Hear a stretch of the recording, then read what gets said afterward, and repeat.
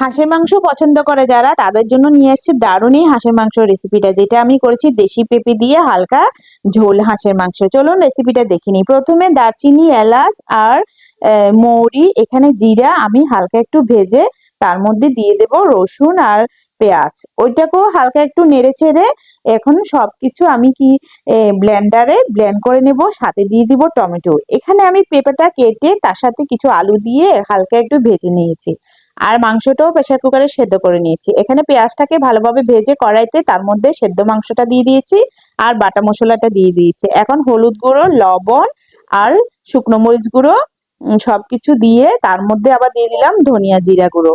এখন সবকিছু খুব ভালোভাবে মিশিয়ে নেব। মেশানো হয়ে গেলে এখানে আমি আবার অ্যাড করব কাশ্মীরি লঙ্কা সুন্দর একটা কালারের জন্য, আর ভাজা পেঁপে আর আলু সবকিছু আবার খুব ভালোভাবে মিশিয়ে নেব গ্রেভির সাথে আর মশলার সাথে। দিলাম গরম মশলা, তারপর দেব হালকা জল দিয়ে একটু কষিয়ে, তারপর দিয়ে দেব গরম পর্যাপ্ত পরিমাণ জল।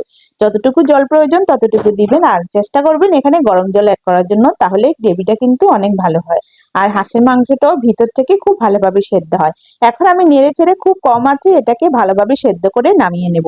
বেশিক্ষণ রাখা লাগবে না, যেহেতু আমি প্রেসার কুকারে সেদ্ধ করে নিয়েছি। খেতে কিন্তু দারুণ ছিল পেঁপে দিয়ে হাঁসের মাংস, অবশ্যই একবার ট্রাই করবেন। আর রেসিপি কেমন লেগেছে অবশ্যই কমেন্ট করে জানাবেন। রেসিপি ভালো লাগলে চ্যানেলটা সাবস্ক্রাইব করবেন। চলুন এবার পরিবেশন করে দুপুরে ভাতের সাথে কিংবা রাতে রুটির সাথে দারুণ এই রেসিপি। তো রেসিপি দেখার জন্য আপনাদের সবাইকে অনেক অনেক ধন্যবাদ।